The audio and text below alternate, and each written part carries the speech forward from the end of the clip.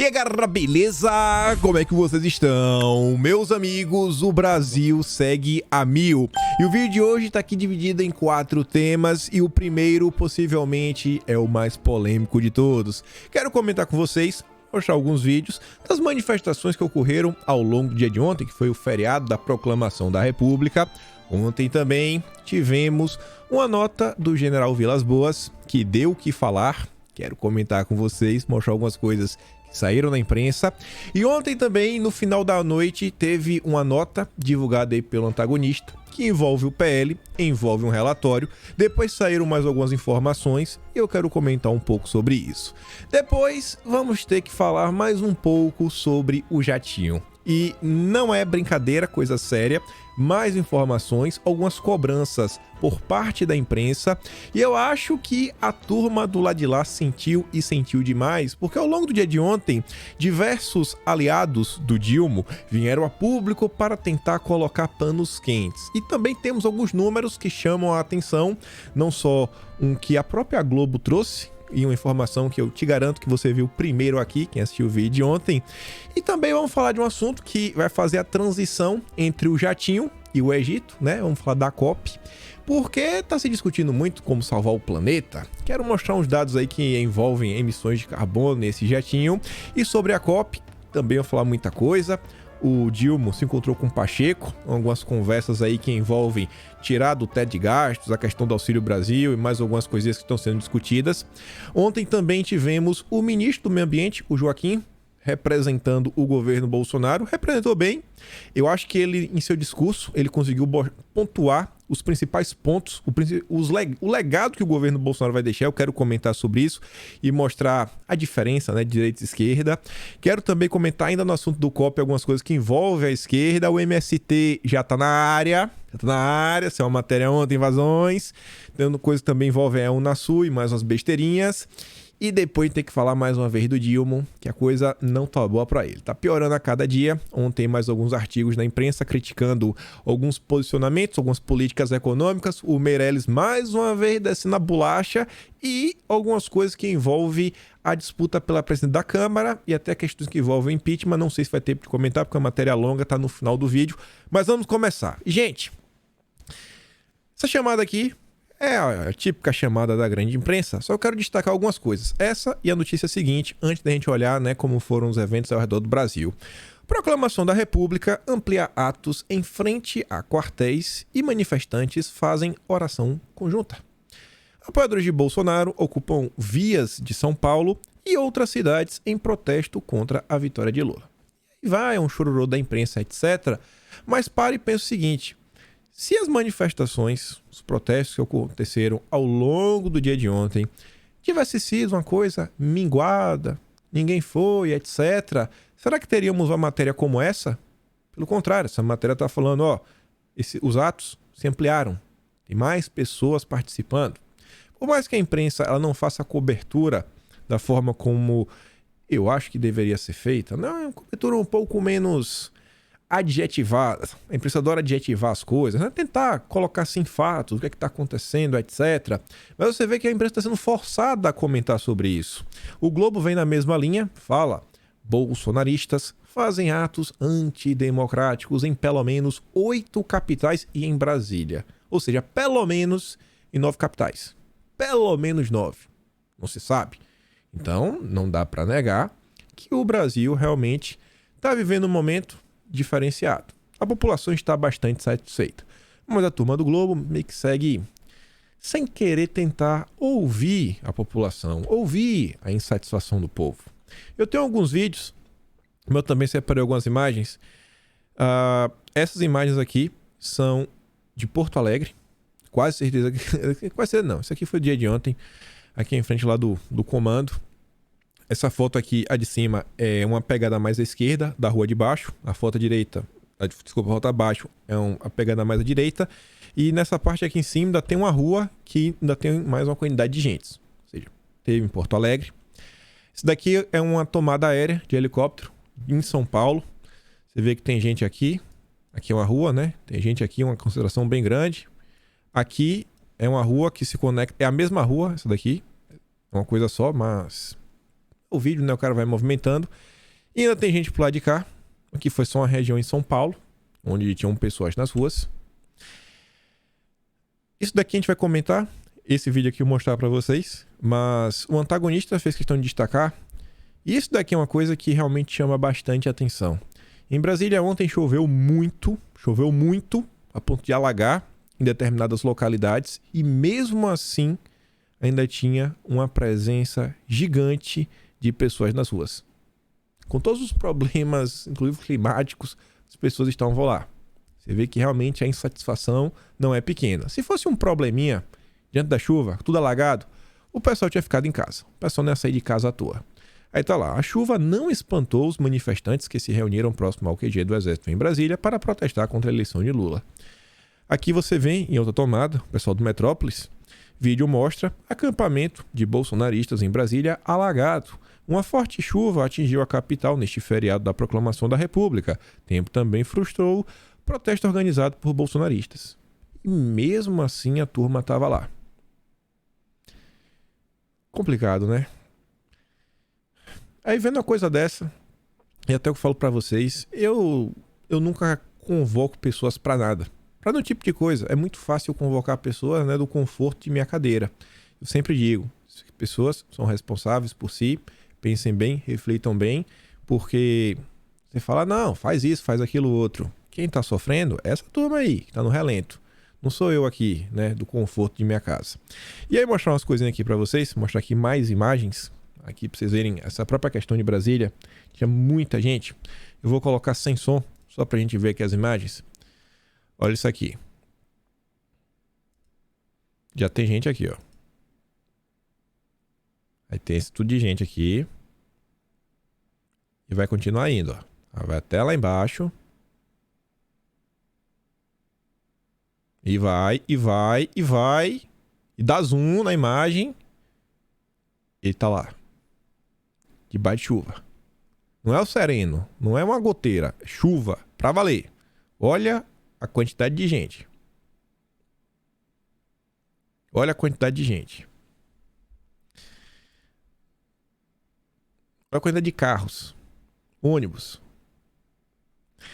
Aí você olha aqui em outra tomada. Também em Brasília.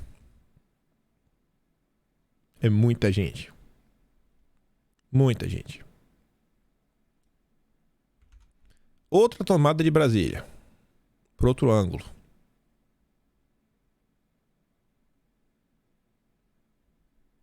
Tem muita gente. Não é uma manifestaçãozinha qualquer. Tem muita gente. Olha pra isso. Cara, não dá nem pra ver onde termina. Na boa, não dá pra ver. Até onde vai aqui embaixo, né? Aparentemente uma rua. Pernambuco. Aqui em Recife. Como a própria Globo falou. 8 capitais e Brasília. Pelo menos. Você vê que tem uma galera. Nordeste. Aqui também é em Recife. Outro ângulo.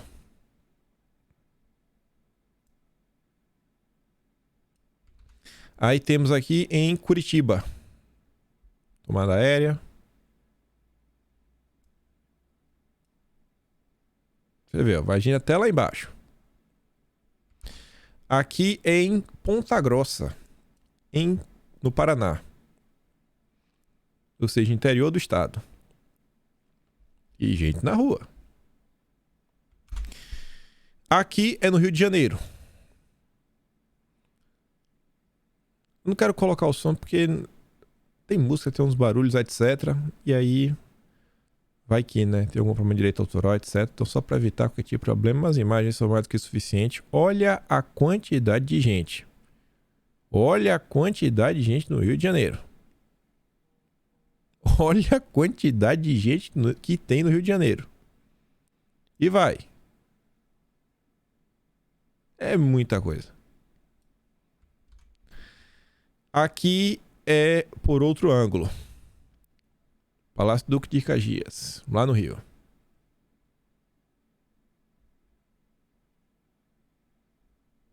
Não é um protesto qualquer. Tem muita gente.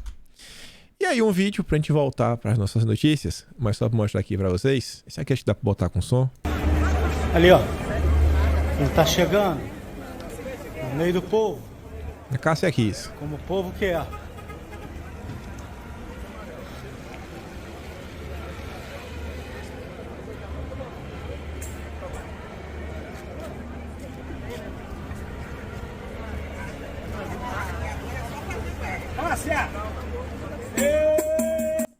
Apertou a mão do policial. Cumprimentou um policial. A Cássia Kiss. Um vídeo que devia apenas, sei lá, chamar a atenção das redes sociais. Mas não. Este vídeo virou notícia. Cássia Kiss cumprimenta PM em ato antidemocrático no Rio. Assista. Esse é o esforço da imprensa ao comentar os eventos que aconteceram ao longo do dia de ontem. Assim, a Cássia Kiss é uma pessoa que o Brasil todo conhece, mas, sei lá, será que isso aqui seria uma das principais matérias para serem, sei lá, divulgadas pela imprensa, comentadas pela mídia, etc. Tanta coisa acontecendo, toda coisa interessante. Tentar mais uma vez entender os clamores, o que as pessoas estavam pedindo ontem ao redor do Brasil. Isso não era uma coisa, assim, única, em sincronia, cada lugar com suas peculiaridades. Mas, enfim. Antes de comentar mais algumas coisinhas, falar sobre a nota do Vilas Boas. Hoje pela manhã, e aqui que eu sempre falo, tem que pensar muito bem em tudo que for feito aí. Olha qual é a capa do Estadão. Relatório identificam líderes de atos em apoio a Bolsonaro. E essa matéria fala que não necessariamente essas pessoas são criminosas, mas poderão ser alvos de investigações. É o que eu sempre digo. Às vezes é muito fácil falar, faz isso, faz aquilo outro, etc. Quando você está de longe. Então eu sempre tento ponderar. Né? Eu não vou falar para uma pessoa fazer alguma coisa que eu mesmo não poderia fazer. Né? Que vamos participar de uma manifestação, sendo que nem no Brasil eu estou. Mas vamos voltar para cá. Vamos falar aqui do general Vilas Boas. No dia de ontem, 4h26 da tarde, o general soltou uma nota no Twitter. É o que eu sempre falo para vocês. O Twitter é a rede onde as coisas acontecem. O debate público ele está lá. Você não vê esse tipo de coisa acontecendo no Instagram. Você entra nas páginas, você entra aí nas páginas que eu digo nos jornais, nas mais diversos jornais do Brasil. Todos se referiam à nota que o Vilas Boas postou no Twitter. E vamos olhar algumas matérias, algumas manchetes, até para a gente ver como é que estava a temperatura na imprensa, como cada veículo vem noticiando algumas coisas. E o Vilas Boas, ele fez aí uma nota forte, assim, bem incisiva, contundente. Ele já começa, assim, acho que o primeiro parágrafo, o que mais chamou minha atenção, até deu aqui uma grifada em amarelo, ele já começa falando o seguinte: as 2 semanas que se encerram foram marcadas por eventos significativos. A população segue aglomerada junto às portas dos quartéis, pedindo socorro às Forças Armadas.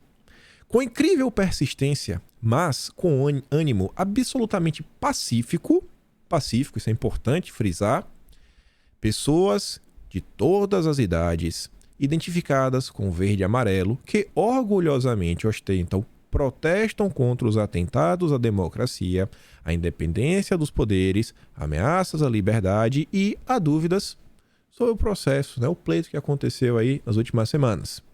Então você vê que eu acho que o Vilas Boas, talvez ele não tenha sido o mais preciso possível, mas você vê que ele tenta listar algumas coisas. Porque eu realmente acho que tem inúmeras coisas que estão sendo colocadas, inúmeras insatisfações populares que estão sendo exacerbadas, pessoas gritando ao redor do Brasil inteiro, seja nas ruas, seja nas redes sociais. Eu acho que não é apenas uma questão que envolve o pleito, é uma insatisfação muito grande ao longo de 4 anos. O inusitado, diante dos movimentos, foi produzido pela indiferença da grande imprensa. Talvez nossos jornalistas acreditem que, ignorando a movimentação de milhões de pessoas, elas desaparecerão. Não se apercebem que eles, que ao tentar isolar as manifestações, podem estar criando mais um fator de insatisfação, que é o que está acontecendo. A mídia totalmente controlada nos países da Cortina de Ferro não impediu a queda do Muro de Berlim. A história ensina que pessoas que lutam pela liberdade jamais serão vencidas. O que ele quis falar com isso? Não sei. Concomitantemente, as Forças Armadas emitiram 2 notas. A primeira foi assinada pelo general Paulo Sérgio, que é o ministro da Defesa. Trouxe anexo um relatório com 65 páginas, detalhando passo a passo a auditoria empreendida pela equipe multidisciplinar do Ministério da Defesa. Simplificando, a essência da questão se prende a que o ato de votar deve ser privado, enquanto a apuração deve ser pública e auditável. Em 11 de novembro último, os comandantes da Marinha, Exército e Aeronáutica emitiram uma nota de apenas uma folha, suficiente para demonstrar o apego aos princípios e valores militares, bem como ao texto constitucional. Por fim, não pode deixar de ser destacada a liderança, o equilíbrio, a serenidade e a autoridade dos atuais comandantes e do ministro, condições com as quais asseguram a disciplina e a coesão de seus subordinados, externamente reforçam a confiabilidade que a população, não por acaso, elege com as de nível mais alto do país. Termina fazendo um elogio aí para as forças. O que é que isso aqui significa? O que é que vai acontecer agora? Vai? Não sei. Não sei mesmo. Não sei. Eu chego aqui para vocês para falar, gente, eu não sei. Com toda humildade, não sei. E, inclusive também eu falando, tem muita gente aí que tem informação disso, tem um informante aqui, tem um informante acolá. Eu acho que às vezes isso não ajuda. Você inflar algumas coisas, sendo que você realmente não tem uma resposta. Mas eu acho que é importante, sim, colocar a informação à frente. Para ver que, pelo menos, a insatisfação popular, ela está sendo reverberada. As pessoas estão percebendo. Por mais que não tenha uma cobertura da imprensa, algumas pessoas estão tentando entender o que está acontecendo. E aí, após a fala do general Vilas Boas, saiu aí basicamente em todos os jornais algum tipo de nota. E eu tentei separar aqui por grupos que estavam seguindo meio que a mesma linha. Eu acho que tanto o Poder 360, o antagonista e a Jovem Pan News tentaram fazer assim uma nota honesta, sem falar mais ou menos do que a nota realmente comentou. Tentou se ater realmente aos fatos, ao que foi dito. O Poder 360 coloca a manchete: a indiferença da imprensa às manifestações, diz o Vilas Boas. O subtítulo coloca que o general afirma que protestos contra a vitória de Lula pedem socorro às forças, são significativos e pacíficos. Acho que tanto o título como o subtítulo destacam coisas importantíssimas sobre a nota.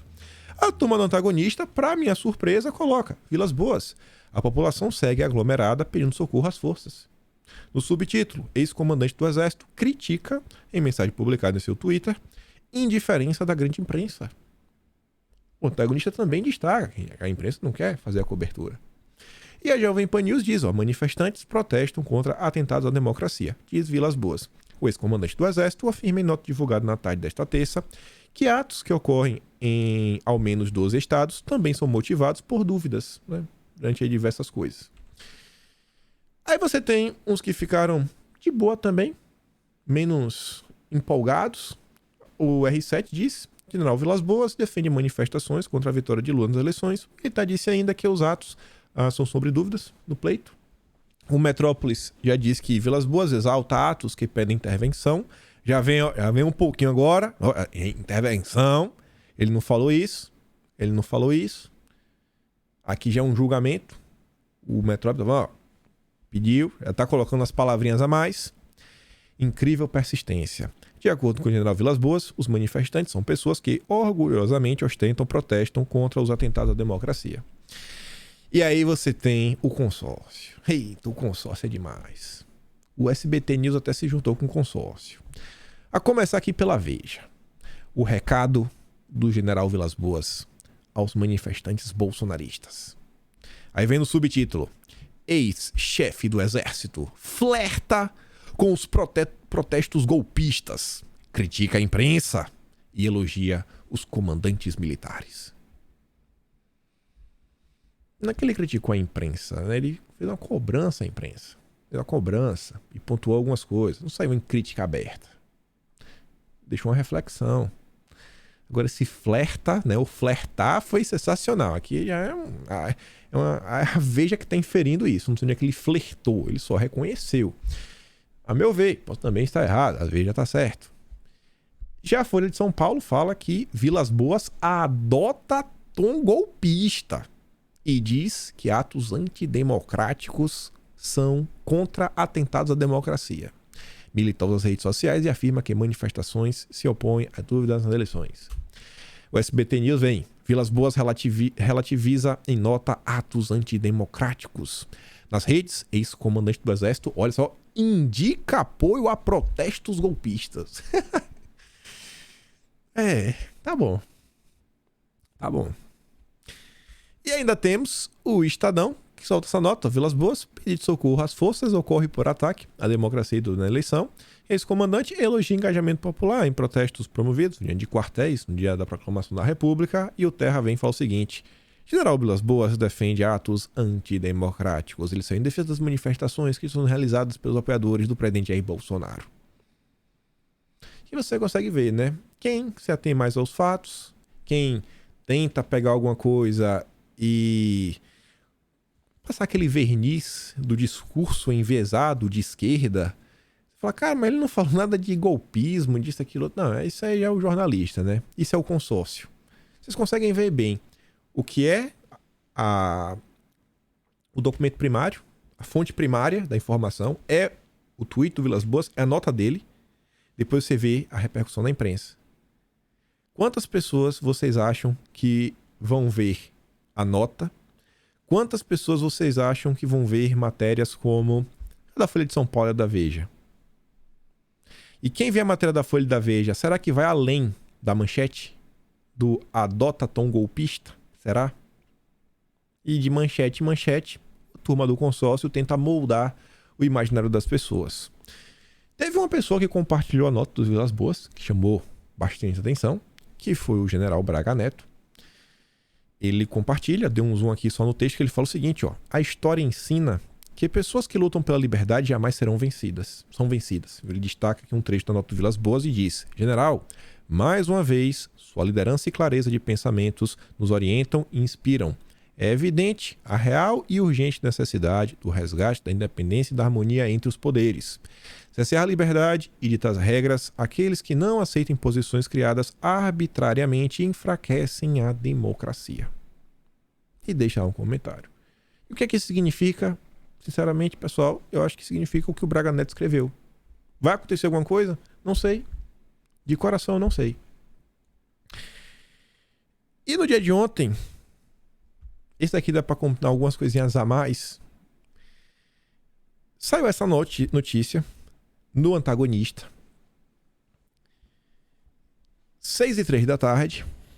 O Cláudio Dantas é quem soltou com exclusividade, revelou para o Brasil, exclusivo: PL vai pedir anulação das eleições, segundo o Cláudio Dantas. Será que isso é verdade? Será que isso não é verdade?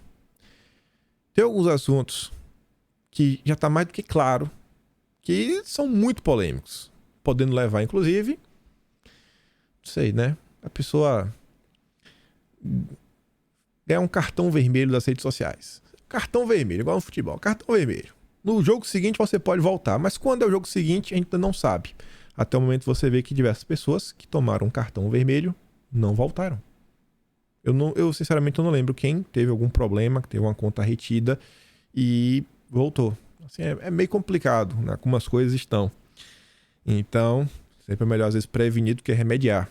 A pessoa, você toma um cartão, sei lá, 1 ano, 2 anos, 3 anos. Será que em 2023 algumas pessoas vão poder voltar? É um questionamento e eu não tenho resposta também para isso. Sai essa nota do PL, e eu vou comentar um pouco sobre a repercussão dela, mas um pouco depois da divulgação, às 7h34 da noite, a turma do Poder 360 tentou obter mais informações.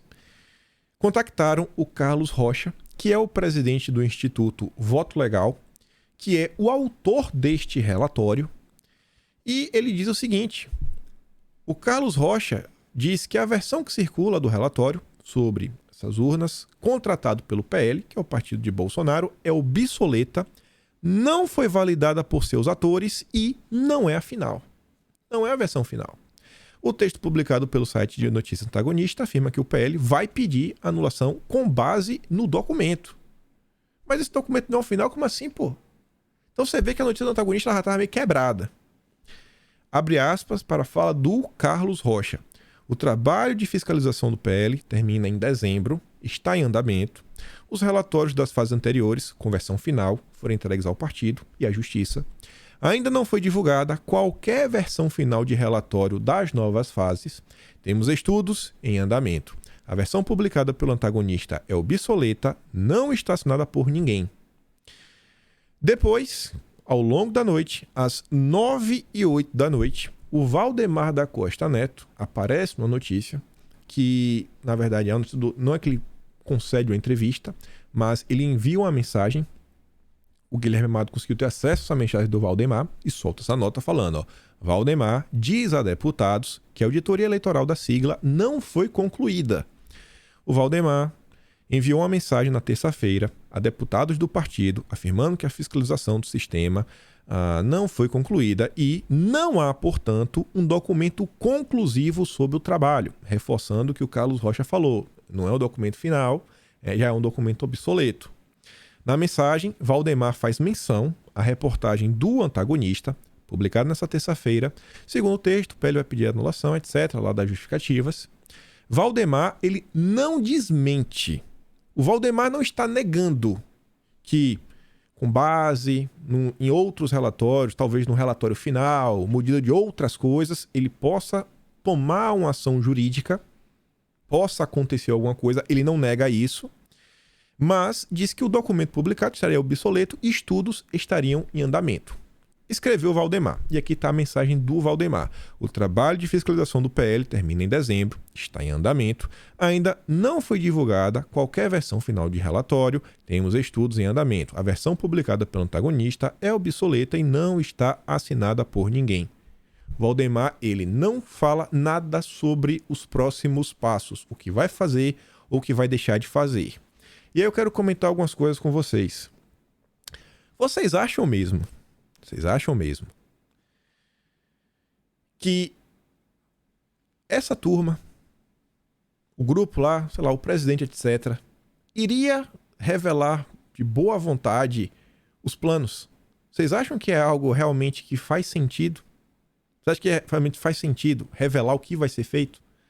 E quando você revela o que vai ser feito, você dá tempo de já começar a ser construído todo um processo de oposição. E eu nem falo isso no âmbito judicial, do processo. Você entra com ação judicial, etc. Mas pensa o seguinte, a partir do momento que você fala o que vai, qualquer coisa que Bolsonaro falou ao longo desses 4 anos que ele ia fazer, Bolsonaro fala, eu vou fazer isso. Qualquer área. Que seja aí Ministério da Cidadania. A imprensa já começa a bater desde o primeiro dia. Porque a imprensa já sabe o que vai ser feito.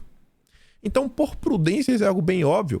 Quando você pensa em fazer alguma coisa, normalmente você guarda pra você, você vai lá e faz. É a melhor coisa que tem pra ser feito nesse momento. Tem muito assunto que eu falo assim, a gente comenta, as notícias que saem, mas eu digo, pessoal, às vezes, ficar fazendo aquele enxame em cima de um determinado assunto pode não ajudar. Às vezes, inclusive, pode atrapalhar. Porque as pessoas, às vezes, na ânsia de resolver uma situação, alguma insatisfação, às vezes acabam até criando um novo problema. Quantas contas não estão impossibilitadas de se comunicarem com outros brasileiros no Brasil? Pessoas que estão fora do Brasil têm acesso às contas, mas no Brasil eles estão retidas por decisões judiciais. Quantas vezes não aconteceu? Ah, mas isso, aquilo, outro. Beleza. Isso aconteceu ou não aconteceu? Não é um fato? Sobre essa nota aqui em específico, para você ver como são as coisas, e o que eu falo para vocês, dos jornalistas, dos influenciadores, etc., sem falar o nome de ninguém, normalmente eu nunca falo o nome de ninguém, mas ontem, por exemplo, para dar um exemplo concreto do que aconteceu, e ver se vocês entendem o que eu quero falar, uma pessoa super conhecida, muitos seguidores mesmo para valer, ele compartilha, ele ou ela, a pessoa compartilha e diz o seguinte, ele compartilha no antagonista, né? Tive acesso ao relatório prévio, confirmo que aconteceu isso, aquilo, outro. Cara, a própria matéria do antagonista trazia o relatório. Eu não tinha visto a matéria do Poder 360, eu não tinha visto a matéria do Valdemar, quando eu comecei a fazer a live ontem à noite. E eu já tinha levantado alguns pontos, de olho nu, olhar, pô, o relatório tá lá embaixo escrito confidencial. O relatório na última página não tem nenhuma assinatura, é só um documento PDF, não tem nenhuma assinatura digital, nenhuma assinatura escaneada, não tem nada, só tem alguns nomes, uns campos lá, se a pessoa quiser assinar, só, não tem nada. Aí a pessoa cheia de... Não, que eu tenho umas informações de bastidores. Essa postagem tem quase, deve ter nesse momento mais de 80 mil curtidas no Twitter, e essa postagem você vê que ela foi desmentida horas depois. Porque o cara que disse que é isso, aquilo outro, que é contundente, etc., tanto o Carlos Rocha quanto o próprio Valdemar dizem, não é um documento final, não tem assinatura, é obsoleto e teremos estudo até dezembro. Então, na ânsia de inflamar a pessoa, de fazer isso, fazer aquilo outro, né? O dedinho coçando pelo like, aí acaba fazendo isso. Eu prefiro, às vezes, esperar um pouco, falar, ó, tá acontecendo isso. Porque, assim, se alguma coisa realmente for acontecer por parte do PL, alguma movimentação em torno deste tema, gente, não, possivelmente a gente vai saber quando aconteceu. Você vai saber assim, ó, o PL acaba de fazer isso. Ou você acha que você vai ouvir em primeira mão o que é que vai acontecer? Eu acho que qualquer coisa onde nós, os seres humanos comuns, descobramos em primeira mão, dificilmente vai levar em algum lugar. Às vezes é urgente ter paciência. Às vezes é urgente ter calma. Mas eu falo. E ainda assim tem uma galera que fala, mas isso, aquilo eu tenho que falar, tem que fazer. Às vezes esse não é o melhor caminho pra gente conseguir realmente uma solução. Então, vamos esperar pra ver. Cada um, né? Acho que uma parte de vocês são maior de idade, sabem o que pode fazer, o que não pode fazer. E vamos sempre tentar trabalhar também com todos os cenários. Todos os cenários. Vamos deixar o pessoal para ver. Muita ajuda quem não atrapalha. Aí você viu, o pessoal já começou a falar, etc. Eu não trouxe aqui, mas já tem várias pessoas que já estão, por parte da grande imprensa, sentando a bolacha nesse relatório. Que era um relatório confidencial. Não sei como é que o pessoal do Antagonista teve acesso, né? O Cláudio Dantas. Não era para ter. Tá lá embaixo. É um documento confidencial. Ao longo da entrevista, o Carlos Rocha, que foi o autor dela, disse, cara, isso aqui é confidencial. Não sei como é que o pessoal teve acesso. Não deveria ter, né? Porque já dá tempo para a imprensa começar a tentar rebater os argumentos que lá estão. Mas enfim, vamos continuar. Já foi meia hora de vídeo. Muita coisa. Mas vamos falar dele. Vamos falar do Dilma. Jatinho, casa na praia e sítio. Relembre conflitos éticos de Lula com empresários. Nem vou relembrar. Só para sentir a manchete. O consórcio, no dia de ontem, segue comentando sobre o tema. Agora, essa matéria vale a pena comentar. Mais uma vez, o Rafael Moraes Moura, eu estou na dúvida se ontem ele também escreveu a matéria com a Malu Gaspar ou não, mas ela com a Malu Gaspar, onde que saiu que tem aquele probleminha, né, do lançamento daqueles 660 mil, foi 600 mil que o Júnior tinha doado aí pro diretor do PT, aquele negocinho que informou depois do tempo, que pode ter algum probleminha. Mas enfim, mais uma vez a turma da coluna da Malu Gaspar vem com a notinha interessante, falando que, assim, Lula no Egito, fretamento de aeronave custaria no mínimo R$1 milhão. No mínimo, segundo essa turma. O fretamento de aeronave similar à usada pelo empresário José Siriperi Filho para transportar o presidente eleito Luiz Inácio Lula da Silva ao Egito pode custar no mínimo R$1 milhão e no máximo R$2,8 milhões, conforme o modelo e a forma de aluguel utilizados. Essas são as estimativas colhidas pela equipe da coluna junto a um especialista da área de aviação, que atua no mercado, ouvido em caráter reservado, e em sites de fretamento de aeronaves. Será que realmente teve algum especialista? Acho que eles só olharam no site. Segundo o site flapper.com, de fretamento de aeronaves, o valor de uma viagem de ida e volta ao Egito para um grupo de 6 pessoas em um avião como o Gulfstream 600, usado por Siriperi, seria de 2,8 milhões. E esse site foi o que a gente comentou no vídeo ontem, o Flapper. Estamos à frente da coluna da Malu Gaspar. Estamos à frente. Salve, salve. Tamo junto. O valor, porém, não será cobrado de Lula. De acordo com o vice-presidente eleito Alckmin e o senador eleito Wellington Dias, Lula viajou de carona. Tudo normal. Aí a conta da Malu Gaspar entrou em contato com algumas pessoas da área, do jurídico, assim, para entender se tem algum problema ou não. 3 advogados e 2 ex-ministros que pediram para não ser identificados alegam que não é impedimento legal para o fretamento. Já outros 2 advogados e um ex-ministro do TSE avaliam que a viagem de Lula ao Egito não poderia ser considerada uma despesa de caráter partidário. A carona de Seripieri também levantou questões éticas sobre as motivações do empresário com o favor. E as revelações entre Lula e expoentes da iniciativa privada, que se tornaram alvos de investigações. A equipe da coluna conversou com 5 integrantes do Ministério Público Federal, de diferentes alas, que já ocuparam ou ainda ocupam cargos na cúpula da PGR. Além da turma, para saber se o fretamento pode ou não pode, também foram para conversar com a turma da PGR. Embora concordem que a carona em si não configura um crime, eles também apontam que a situação deveria ser evitada, já que futuramente o presidente eleito pode tomar decisões que atinjam os interesses do empresário, grande empresário. Lula deveria evitar carona, mas crime não tem. Amanhã é melhor não dar nenhum benefício para esse empresário, disse um subprocurador. Como ele ainda não ocupa o cargo de presidente da República, creio que não há nenhuma regra legal que o impeça de pagar carona. De qualquer forma, o melhor para o país seria sempre uma maior separação para evitar qualquer desconfiança de conflito de interesses. Concorda um ex-integrante da cúpula da PGR. Diante desse cenário, mais pessoas estão comentando, né? Não vou nem falar. Uma das pessoas que está comentando sobre esse caso engraçado, é o Mourão. O Lula viaja para o exterior no jatinho de um empresário. A crítica silencia. A futura administração já compromete os princípios da impessoalidade e da moralidade. Essa postagem do Mourão virou matéria na coluna da Bela Megali. Não um post do Mourão, mas de um advogado do Lula que rebateu. Ele rebateu. Só faltou falar que ele refutou o Mourão no Twitter. Mas tudo bem. E no dia de ontem, várias pessoas vieram para tentar ajudar. Aliados vêm desgaste, mas saem em defesa de Lula por casos recentes com empresários. A esquerda passa pano para qualquer coisa. Essa daqui para mim foi a melhor do dia. Melhor. De disparar. A manchete de tudo. Márcio França diz que dono de avião que deu carona a Lula quer devolver o Brasil aos brasileiros. Ele quer devolver o Brasil aos brasileiros. Eu me pergunto só uma coisa. Quem é que tá com o Brasil? Quem que está com o Brasil que é para devolver para os brasileiros? O Brasil tá na mão de quem? Dos americanos? Dos europeus?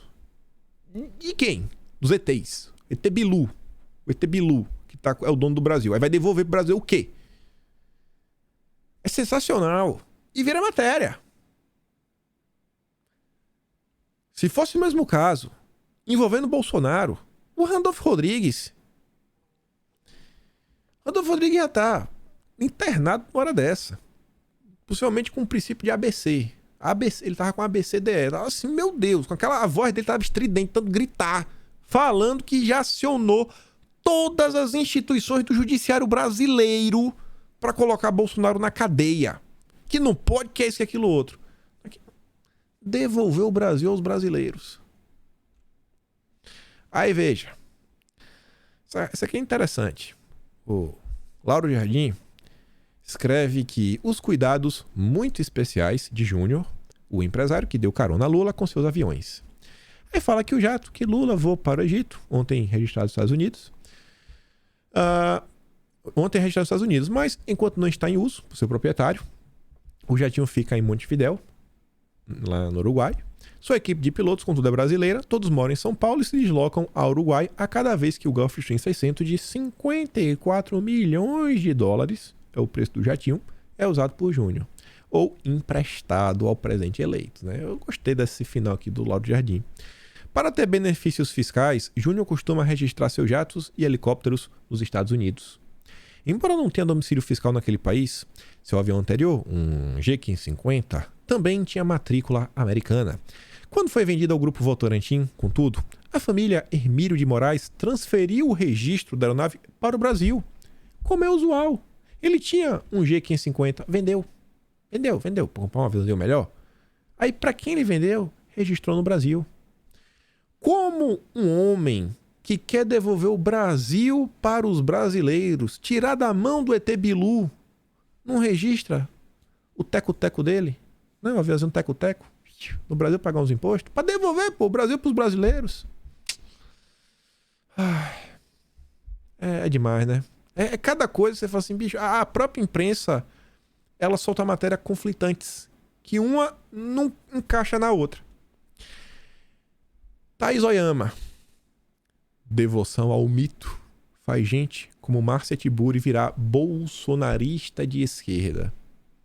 Porque ela criticou a imprensa direitista, golpista, que está criticando o Dilma e a viagem que ele fez. Ai, ai. E aqui, pra gente fazer a ponte com a COP, falar de números, olha só. O Amazônia Azul teve a brilhante ideia de ir em busca de um número importantíssimo, as emissões de carbono. As emissões de carbono. E aí tem um site que tá lá, né? É CPP, eu acho que ali a sigla do site. Eu bati um print, tá? O link desse site tá no final do vídeo. É uma calculadora. Você coloca lá o aviãozinho. Pode ver aqui, ó. Coloquei aqui o teco-teco do Júnior, o G600. Saindo de São Paulo, chegando em Sharm el-Sheikh, no Egito. Você vê aqui, ó. Aqui, ó. Brasil, São Paulo. Brasil, São Paulo, né? Egito aqui lugar. Então, Brasil, Egito. Você calcula. E segundo esse site, se você se basear em toneladas americanas, você está emitindo 53,39 toneladas. E se você trabalha no sistema métrico, são 48,3 toneladas. E por que isso aqui é importante? Isso aqui é só para ir. Esquece o voltar. Só para ir. O Amazônia Azul considera o ir e voltar. Aí ele arredonda para 100 toneladas, né? Emissão de carbono. Essa turma da esquerda está muito preocupada em salvar o planeta. O nosso Dilma, Patrício Poeta, né? Garota do tempo, do clima. Ele tá aí. Não vamos cuidar do clima do mundo. A turma aí falando de crédito de carbono o tempo todo. Aí você dá um Google básico. Estados Unidos. Acho que talvez o país onde as pessoas mais peidam no planeta. Onde tem a maior emissão de carbono. Peida roto, come muita carne, dirige um V12, só a diesel, soltando fumaça para tudo que é lado. E aqui, coloquei no inglês, né? Traduzi, Nature, ciência. Então, desculpa aí, Felipe Neto, desculpa verificadinho, ciência, viu? A ciência vai falar. Segundo a ciência, que a Nature é a mesma coisa, uma pegada de carbono é a quantidade total de gases de efeito estufa que são gerados por nossas ações. A pegada de carbono média de uma pessoa nos Estados Unidos é de 16 toneladas no ano. Uma das mais altas do mundo. Aqui é anual. Do mundo. Mais altas do mundo em um ano. Globalmente, a pegada de carbono média está próxima de 4 toneladas. Ou seja, o jatinho, o teco-teco, só para ir 50. É 25 vezes o pobre. Temos que devolver o Brasil para os brasileiros. Desse jeito não tá dando. Desse jeito não tá dando. Desse jeito o Brasil, a Amazônia, as girafas da Amazônia vão ficar com sede. Vão ficar com sede. A calota polar está derretendo, Lula. Com um jatinho. Como assim? O cara tinha que ir. Honrar o Nordeste. Montava num bode. Ia de bode. Lá do Pernambuco até o Egito. De camelo. Chegava lá e andar de camelo. Camelo. É de boa. Você vê como são as coisas. Olha a hipocrisia. Em números. Um jatinho. Numa ida. É 25 vezes o que uma pessoa comum gasta no ano. 3 vezes o que um americano, que está entre as maiores taxas do mundo, gasta no ano. Só ir. Olha Lula indo. Olha Lula vindo. Mas foi rateado, né? Foram 19 pessoas no jatinho. Então tá de boa. Não tá de boa, não. Tá de boa, não. Vamos falar da COP. Você achava que o galera ia salvar o planeta. Mas eles aproveitaram, né, enquanto eles salvavam o planeta, para discutir sobre como furar o teto brasileiro. Pacheco sinaliza a Lula que apoia o Auxílio Brasil fora do teto por 4 anos. Aí tá lá, né? De acordo com aliados, os dois concordaram que o ideal é estipular um período de 4 anos para retirar despesas do Auxílio Brasil teto de gastos. Não, tirar o teto de gastos. Não sei quantos bilhões. Pode ser 700 bilhões. Não, tá de boa. Tudo resolvido. O encontro ocorreu durante a Conferência do Clima. O cara tá no clima conversando de teto de gastos. Como forma de acelerar a tramitação, o presidente do Senado também designou alguns líderes partidários para receberem amanhã o Geraldo Alckmin. O objetivo é buscar um acordo pela aprovação da matéria diretamente em plenário, sem ter que passar pela CCJ, como seria de praxe. O Pacheco já quer atropelar os coleguinhas. Não, vai passar pela CCJ. Tamo nem aí. Eu queria até saber se, antes do ano virar, o Pacheco já vai sair do PSD e vai se filiar no PT, ou ele vai fingir que ele ainda joga junto com o Kassab. Que tá feio isso aqui. Tá feio. Aqui é uma foto até que o Pacheco bateu. Aqui é a matéria, né? Pacheco sinaliza Lula que apoia auxílio fora do teto por 4 anos. Aí o Portinho, que é do governo do Senado, fala, ó, nas eleições do Senado saberemos quem está com Pacheco e o PT e quem está do lado oposto. Só assim avançaremos com os inúmeros requerimentos e convites que se acumulam na mesa do Senado e defender nosso Brasil. Não se pode resolver 4 anos em um mês e condenar o nosso futuro. É preciso gestão.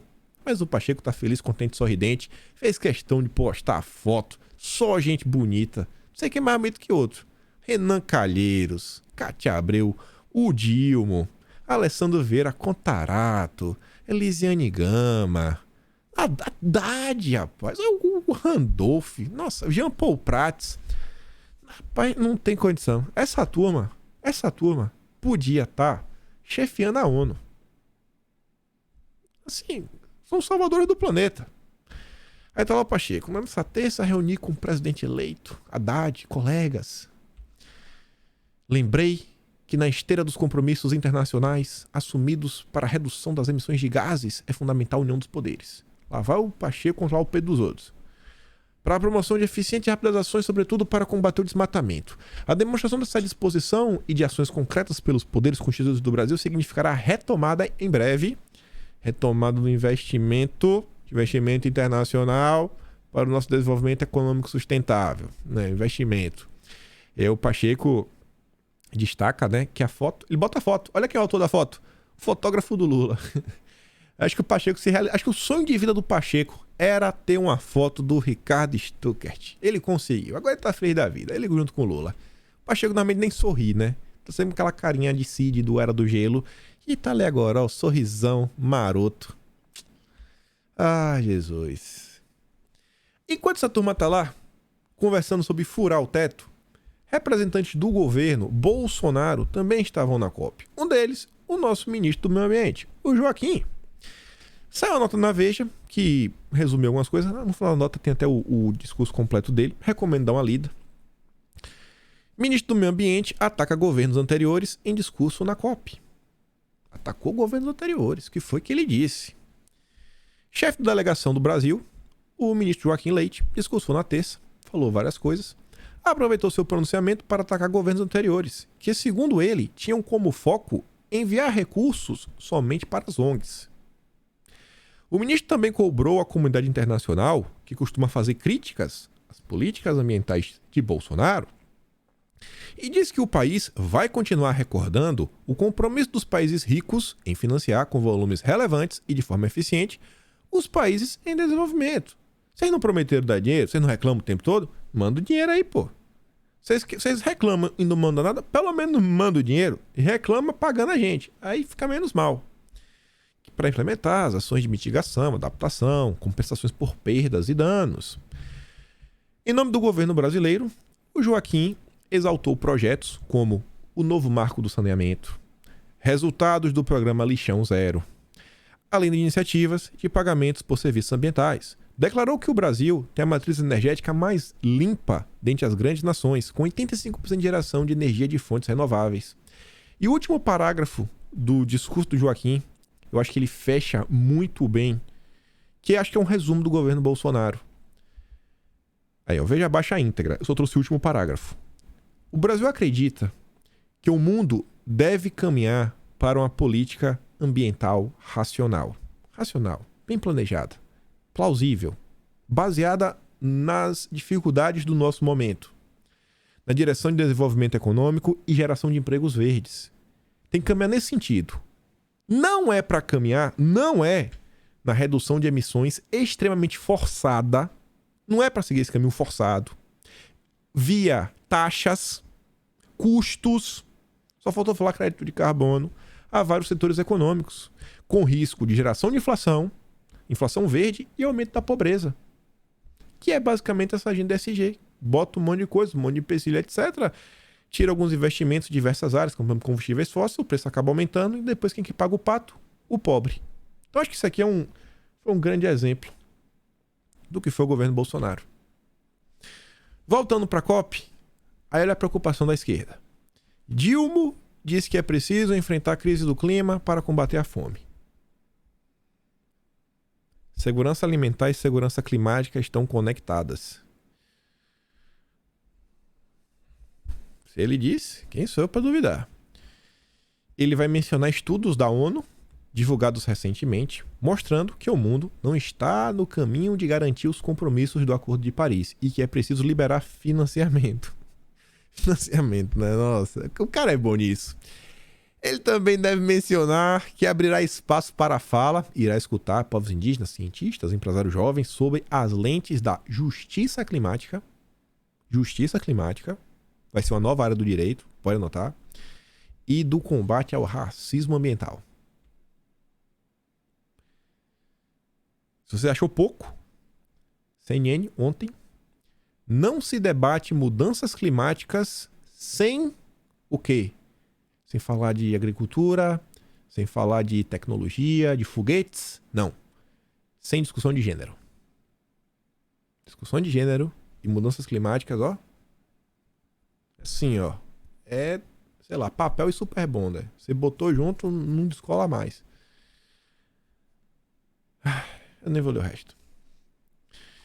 Aí você também vê algumas diferenças. A turma que diz que Bolsonaro sequestrou a bandeira brasileira, os símbolos nacionais, é a mesma turma que bate palma para isso daqui. E depois não entende porque o brasileiro toma raiva da esquerda. Só quando eu falei de São Paulo, disse que o PSOL, se fosse o PSOL, a gente entendia. PSOL, Partido do Brasil, de esquerda, não apoia diversas coisas que acontecem no governo. Beleza, o PSOL tá aí, né? Foram eleitos. Tem uma parcela da população que vota no PSOL, tá. Só que não foi só o PSOL, foi o PSOL e o Partido Alemão. Um partido alemão recomenda a revogação de 200 decretos de Bolsonaro. Pronto. Agora o Brasil, ele é governado da Alemanha. Lá da Alemanha, né? O alemão, ele elegeu uns deputados. Ele elegeu o deputado lá. E o deputado de lá tá dizendo o que, é que a gente tem que fazer aqui. É o novo Brasil. Voltou, deixou de ser uma para internacional. Aqui, ó, ganhou holofotes. Pronto, agora quem manda no Brasil é o Partido Alemão.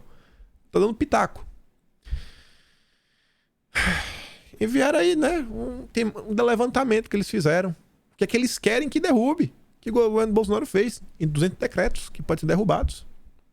As fundações do PSOL, Lauro Campos, Marielle Frank, e do Partido Alemão, Die Linke, Rosa Luxemburgo, montaram um estudo coordenado pelo cientista político e professor da UFRJ, José Medeiros, sobre atos infralegais em 20 áreas diferentes, intitulado Revogaço. Esse é o Brasil.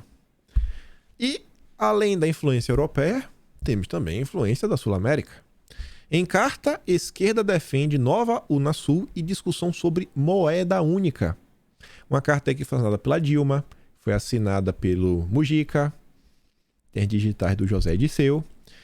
Ex-presidentes e ex-chanceleres defendem também parceria na compra de imunizantes, políticas de segurança, né? E aí o Dilma deve receber nessa segunda-feira um conjunto de propostas de lideranças da esquerda da América Latina para uma pretensa retomada do protagonismo dos latino-americanos nos cenários regional e global. Na lista de sugestões tem a retomada da Unasul, grupo para coordenar crises regionais, articular políticas de saúde e defesa. Também tem propostas para discussões para uma moeda única na região, quando as condições macroeconômicas permitirem, e de uma abordagem comum da dívida externa e do financiamento internacional para os países menos ricos. Os mais ricos vão ajudar os mais pobres. Vamos ajudar a Venezuela, mais uma vez. Será que é isso? Faz o L. MST anuncia invasão de 2 fazendas na Bahia. O MST anunciou a invasão de 2 fazendas na região da Chapada Diamantina, na Bahia. As invasões ocorreram no fim de semana. O movimento já havia avisado que as ocupações de terra seriam retomadas com a eleição do Dilma. No sábado, 100 famílias invadiram a Fazenda Gentil, no município de Maracás, a 350 quilômetros de Salvador. No domingo, 150 famílias invadiram a Fazenda Redenção, a 320 quilômetros da capital, nos municípios de Planaltina e Irajubá. Segundo o MST, as áreas invadidas pelo movimento pertencem a uma empresa falida e que abandonou as terras que seriam destinadas à monocultura de eucalipto. Independente da empresa ser falida ou não, às vezes é o que sobrou, né? O cara faliu, é o resto de patrimônio que o cara tem, então acho que é dele, né? Você respeitar a propriedade privada dos outros, acho que é algo fundamental. Acho que é meio complicado as pessoas começarem a falar o que pode e o que não pode. E foi determinado aí pela justiça brasileira agora algumas coisas que dizem respeito ao despejo, que até para despejar as pessoas agora tá bem complicado. Ou seja, o direito da propriedade privada no Brasil oficialmente tá muito confuso. Muito confuso, muito confuso. Muito confuso mesmo. Faz o L. Faz o L, irmão. E falar que só umas coisinhas rápidas. Só umas coisinhas rápidas, não vai dar pra comentar muita coisa. Manteiga está podendo. Comentamos aí no final de semana como o Guido Mantega tinha mandado cartas pro Banco Interamericano de Desenvolvimento, governo dos Estados Unidos, Colômbia, Chile, para tentar impedir a nomeação lá do Ilan. Queria impedir. Na correspondência, ele disse que o Lula queria indicar um candidato. E aí foi ignorado. O interessante que o Lauro Jardim fala é o seguinte, ó. Não deixa de ser inusitado, no entanto, que o Mantega, um ex-ministro que está inabilitado pelo TCU de exercer cargos até 2030, esteja autorizado a falar em nome de um governo em formação. O cara nem na transição pode fazer parte, tá como voluntário, e é quem tá mandando. Tá mandando cartinha, tá interferindo em uma decisão que cabe ao governo Bolsonaro. Tudo normal, do jogo. Aí o Henrique Meirelles tava lá no evento, lá nos Estados Unidos. Brasil corre risco sério de enfrentar recessão sem âncora fiscal. Lá vai. Meirelles disse que o país precisa aprovar uma licença para acomodar as despesas em 2023, mas é fundamental aprovar, ele frisou que é fundamental aprovar uma âncora fiscal clara posteriormente. Tá, beleza. Isso aqui, uma excepcionalidade, mas e aí? Vai fazer o que agora? Fazer o quê? Meirelles também, já presidiu o Banco Central, disse que o caminho para o controle fiscal passa por uma reforma administrativa. Vocês conseguem enxergar um cenário que o Dilma vai reduzir o número de cargos? Vocês conseguem ver esse cenário? Eu não consigo. Que inclua medidas como extinção de estatal. Na mão da esquerda. Remover. Tá de brincadeira. Que não cumpra mais as funções para as quais foram criadas. Função estatal? Eu nem vou falar, viu? E a revisão de benefícios tributários. Bom, revisão acho que pode até rever, né? Mas é revisar para aumentar o tributo, não para baixar. Aumentar imposto, a turma da esquerda pode até fazer. Eu acho que vai dar errado. Acho que esse governo vai dar errado. Não sei. Eu não sei o que vai acontecer nos próximos dias. Mas analisando todos os cenários, olhando o cenário, que a turma chega lá tudo bonitinho, eu acho que não vai demorar muito para dar errado, porque já tá dando. No evento lá nos Estados Unidos, o Roberto Campos Neto também estava lá. Segundo a Veja, ele mandou um recado velado pro Dilma. Ele disse que a pandemia deixou cicatrizes, mas que o país precisa mostrar ao mundo que temos credibilidade fiscal. Precisamos de um conjunto de políticas sociais, mas com responsabilidade. E lembrando a vocês que o Roberto Campos, ele tem mandato até 2024, ou seja, ele não tem como ser removido do Banco Central. Possivelmente vai ser mais um foco de resistência contra a turminha da esquerda, né? Dependendo do cenário que se desenhar aí nos próximos dias, semanas, meses. Esse daqui eu quero comentar com o tempo. É um artigo longo que vale realmente destrinchar. Tem esse daqui até para comentar rápido. Não, isso aqui eu comento depois também. São algumas coisas, tem coisa do governo, quero com calma. Essa daqui do Lira, principalmente, que envolve algumas confusõezinhas. Aqui tá os links das matérias que dei play ao longo do vídeo de hoje. E por hora é isso. Ficamos por aqui. Lembra de curtir e compartilhar. Se gosta do meu trabalho, passa no membro do canal. Tem o Patreon na descrição, tem um botão de valeu, né? Aqui embaixo em algum lugar. Mas no mais, compartilha esse vídeo e com fé em Deus, eu espero poder ver vocês amanhã de novo, se Deus permitir. Aquele grande beijo, abraço, tamo juntos. Valeu, meus amigos. Fui!